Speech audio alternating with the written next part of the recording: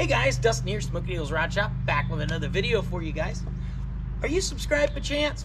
If not, you gotta hit that subscribe button. I don't want you to miss any of the action around here.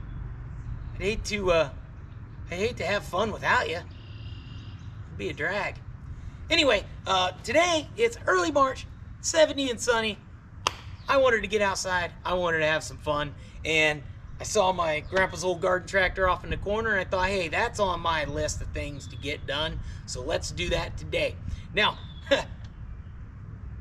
2 years ago, my grandpa was still using this thing to drag a trailer around the yard. He was probably mowing with it. I don't know. I know he had 3 of these things at one time and was using them to keep each other alive. My uncle, after my grandpa passed away, was using it one day and the carburetor started leaking a little bit of fuel and stuff, so he knows I like this old stuff. He asked me if I wanted it, and I jumped on it. I thought, man, that thing's sweet. I'll put it to use. So I don't know what we're going to use it for around the shop here, but we're definitely going to keep this thing around. Today, I think we're just going to wash it up, charge the battery up, get it running, because I've never even had the thing running. I know the tires are flat, and yeah, maybe I'll take it to the Dollar General, take her on a Sunday cruise and get a pop and I don't know, bag of chips.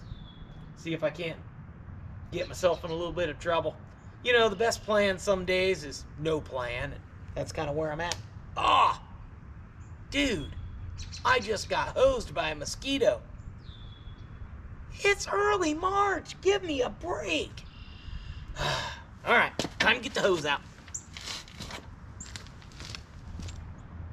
All right, I thought I'd give you guys a little walk around to this thing before we hit it with the hose, as they say. It's in really good shape. Now, if you've seen my video on my Ford Falcon van, this mower was the one my grandpa was still using. There were parts for 2 more mowers that he was using for parts in that van, and I still have those parts. So I could potentially build another one of these mowers.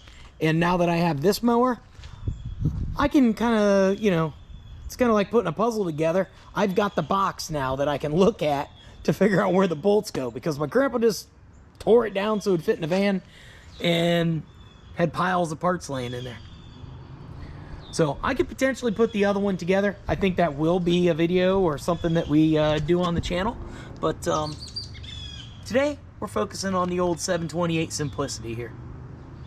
Yeah, you see that carburetor? She's pretty saturated and kind of gross. You see those little bit of wire and stuff on there? I don't think those wires are actually doing anything except for holding parts together. Kind of like that one there. You know, my grandpa is good at rigging things up to keep them alive. Obviously, the muffler was an issue at some point, and he made this bracket to hold the muffler on. But yeah, I'm not going to dig too deep into it till we get her clean. So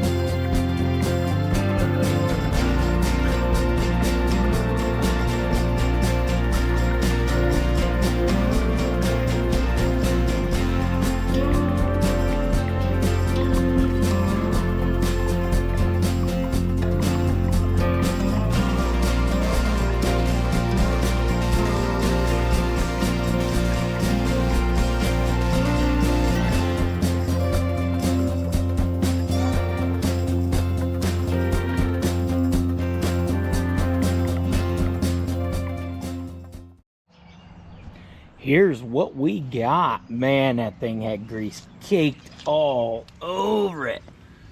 It's like a whole nother tractor now. I didn't take any before pictures. I should have took before pictures. It's not perfect, don't get me wrong, but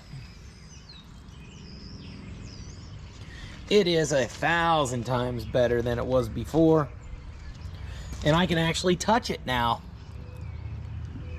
Now I know it's got grease everywhere it's supposed to have grease, because my grandpa was a maintenance man for like 40 or 50 years. He was the head maintenance man. And he maintained things meticulously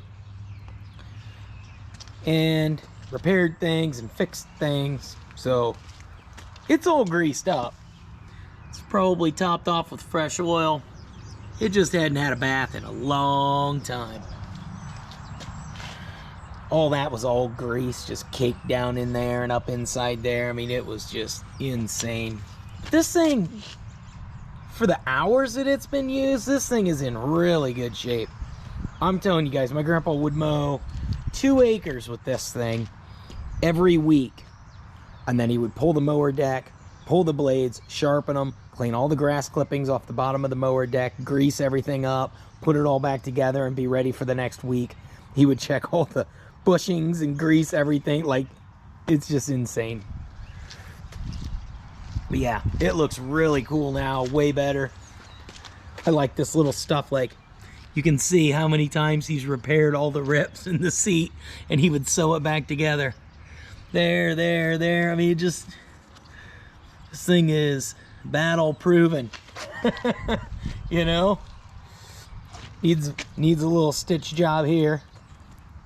It's like, what do I do? Maybe sometime I could pull that cover off of there and replace the foam and then put it all back together. The string he used to repair this is probably over at my uncle's. To be honest, that would be cool to get something that matches that and then just keep repairing it. Replace the foam and just keep repairing it. So I've got the battery on the charger in there, guys. I blew it off the air hose, as you saw, try and get all the water off of there. I assume this thing doesn't have regular points or anything. It's probably got, or the upgraded HEI type style ignition. It's probably like the old points and condenser crap. It's obviously, it's got a starter generator on it, so I have to do a little research on this thing and see if I can't upgrade the ignition system, because those are just a pain in the rear. That would eliminate a lot of that crap, and then I'll just throw that stuff in a box somewhere. So I got it if I need it. This used to have a sticker on here and it said empty and full, and this is the gas gauge. There's a little cork thing in there that's supposed to float.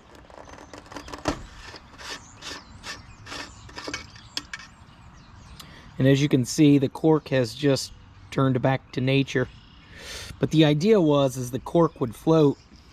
As the cork would float up, it would rotate the spinner shaft in the center, and that would turn the dial. See how that dial's turning there? That would turn the dial from empty to full. It's pretty wild. That cork's probably been replaced before, would be my guess.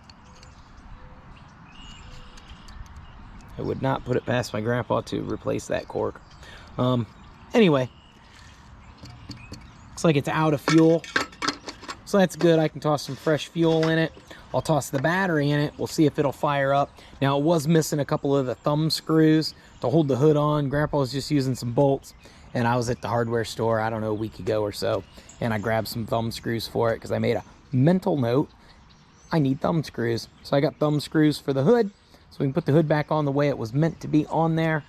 But the battery, we'll see if this thing will fire up. Maybe I can give her a little test rip out here. You know, I'm sure it does like 4 miles an hour. Oh man, is this thing cool. And these have independent, they like swivel in the center. The frame is like separate from the transmission. Watch. See how the whole back swivels? That's just crazy to me why they would do that. I mean, I understand it's to go over bumps and stuff, but like a lot of the other tractors this era, the front would pivot like a regular, you know, tractor, like a big tractor. And this just has solid front suspension, and then the back would swivel.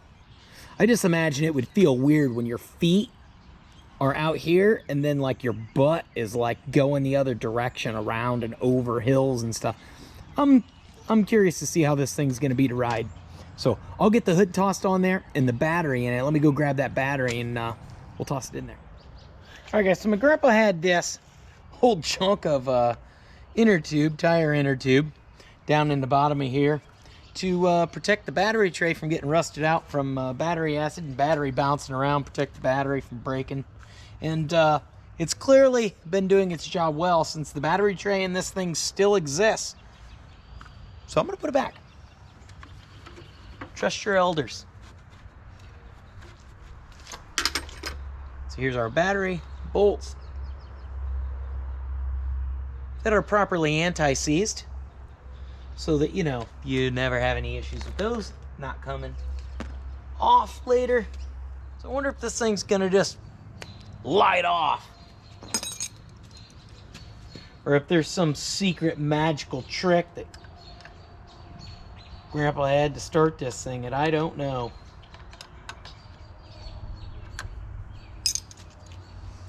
All right, guys. I'm excited. I can't wait. I'm not even gonna wait. Got her in neutral. I'm just gonna hit the key and see if it'll crank. It cranks. The battery's a little weak. I tossed it on the charger and it charged for like an hour and a half. So I'm gonna go grab the charger and slap it on here while I get some fuel and some other things going and maybe get a little more voltage going on in this bad boy. And then, yeah, maybe we can get this thing to light off. I'm excited. Be right back. All right, guys, so I moved her over here by the building because I got a plug in right here. The sun's starting to fall. Man, if we're gonna take her for a cruise, it needs to be happening. I don't have a lot of gas, but I got enough. Magnetron, Briggs & Stratton.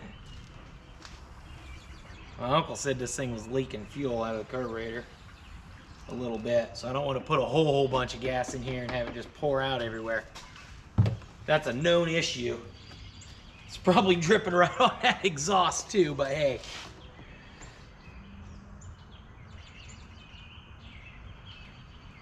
If you don't take risks, you can't get no rewards. I don't know who said that first, but it's probably a pirate. So I got that on a 10 amp boost. So hopefully that'll juice that battery up a little bit for us. Get that percolating. Yeah, while we wait, let's look some of these numbers up and see what I can figure out on this mower. See what year this thing is. This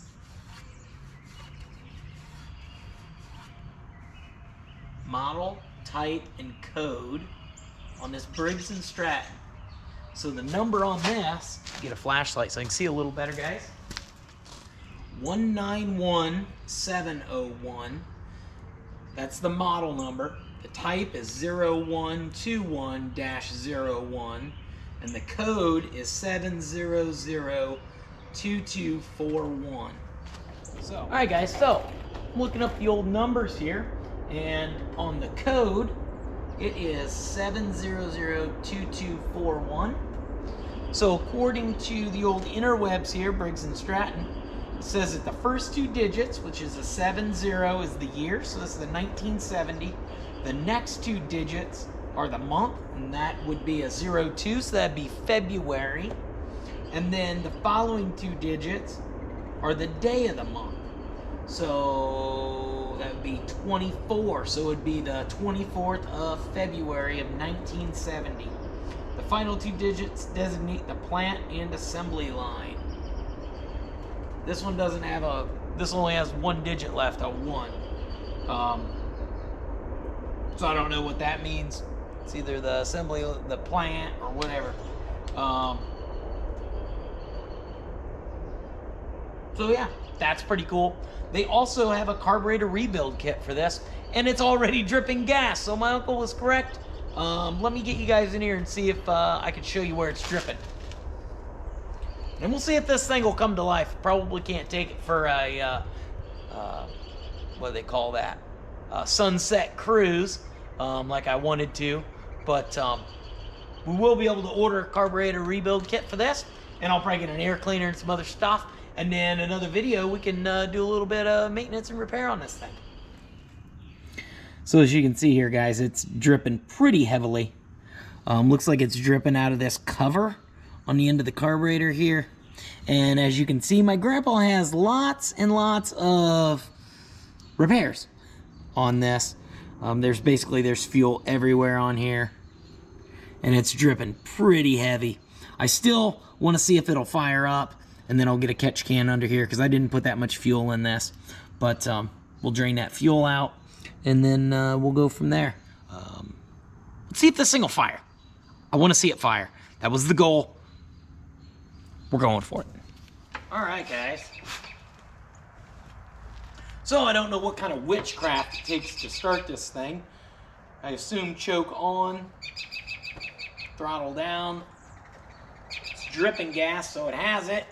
And let's go. Oh, that wasn't good. I don't know if you guys see that, but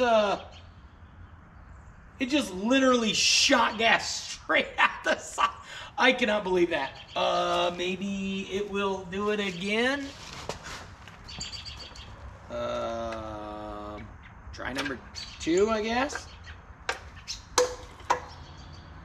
Yeah, you guys see that?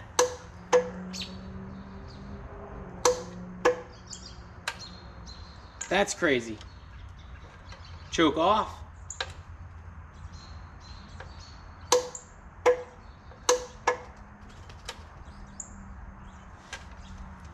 Yeah, I think we're gonna need some parts, guys. Oh, that's not good. That's really not good, guys. It's just filling the cylinder with fuel. We gotta get this fuel out of here. I gotta get this off and get this fuel drained out of here. It's just filling the cylinder up. We don't want this engine full of fuel. That is bad. Hopefully nothing falls out of the bottom of this. But it is coming out.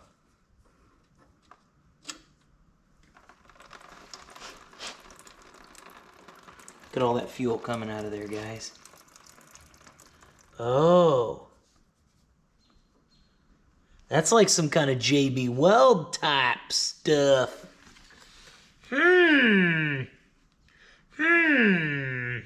Grandpa's been doing some re-engineering down here. Again, I just want to make sure we don't have a engine full of fuel. Which I feel like we probably do. Just because a little bit of fuel was dripping on the ground out there. I put a little bit of fuel in it. There is not much fuel in that pan down there. See down in there? There's actually a washer down in there, and I did not just drop that in there. Well, I'm glad it didn't start now, that there would have been a washer in the motor.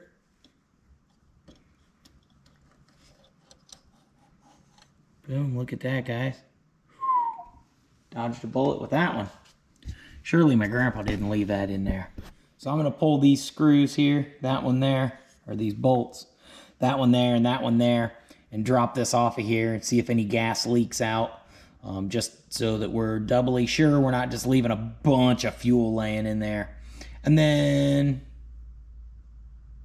yeah, make a call from there.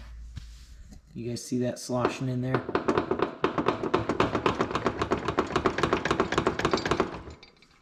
That's all fuel sitting in the head.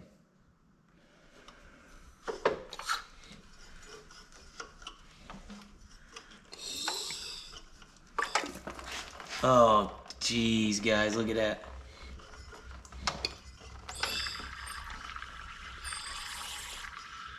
Now it's pouring out of the muffler.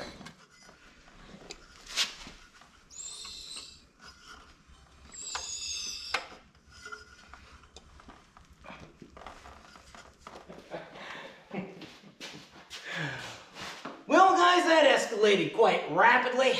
What I planned to be a little wash and wax and maybe a sunset cruise and the old simplicity turned out to be kind of a catastrophe. Just goes to show that sometimes you might plan on changing your oil and you might end up rebuilding your engine, changing your rear end.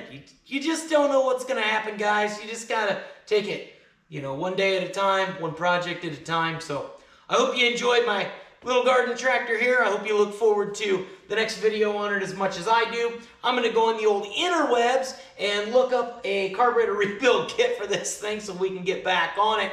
While I do that, why don't you check out some of the other videos, the stuff we do around the channel. I'll post it around my melon here.